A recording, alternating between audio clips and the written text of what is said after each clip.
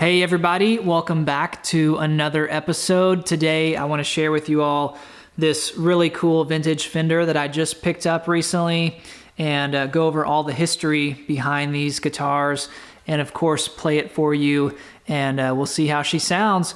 But this is a 1973 Fender Telecaster Custom, and this one has the classic Fender wide range humbucker, which sounds really cool, and more on this pickup in just a bit. But this is one of the earlier guitars with the 3-barrel bridge. It has a maple neck and a beautiful ash body with a lot of playwear in the original lacquer finish, and it looks vintage. So the original Telecaster Custom came out in 1959, and it was similar to a regular Tele, except it had binding on the body, and it also had a 3-tone sunburst finish.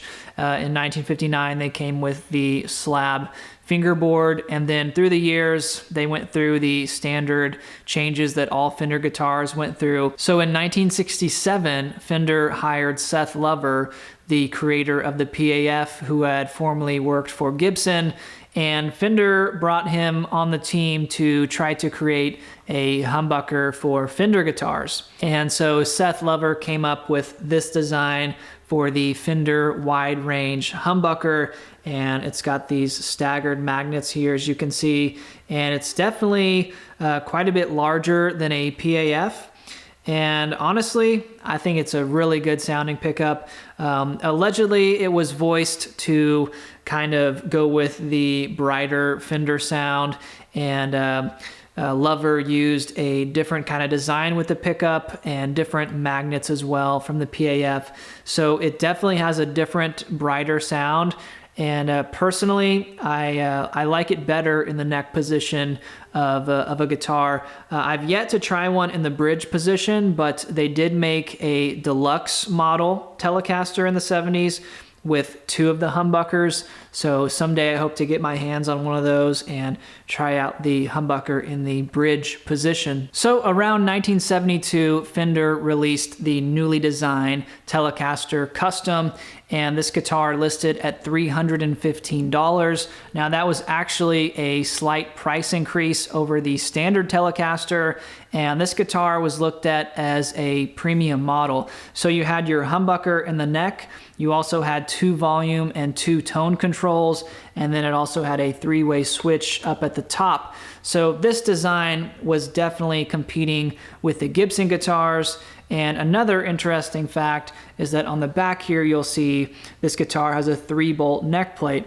Now, the standard Telecaster remained a 4-bolt design all through the 70s, but the higher priced guitars had 3 bolts.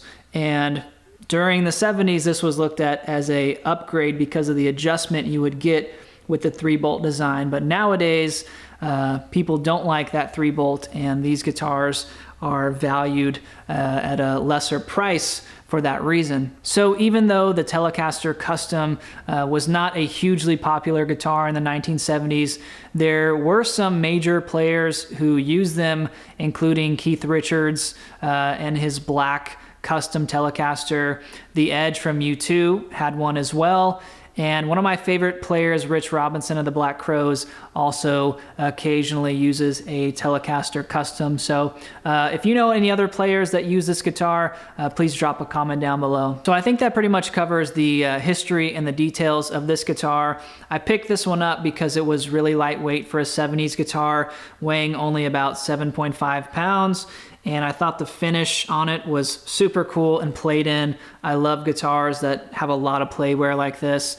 And even the neck on this guitar is really played. And these would have originally come with a poly finish, but someone has either played off all the finish or taken it off. And I kind of find that to be an upgrade. To me, this looks like a 50s Telecaster neck, and it really feels like one too. But I think I'm going to go ahead and play it for you guys, and we'll go through all the tones and see how this thing sounds. I think you'll enjoy this wide range humbucker. It really sounds good. So let's check out the tones, and we'll follow up in just a bit.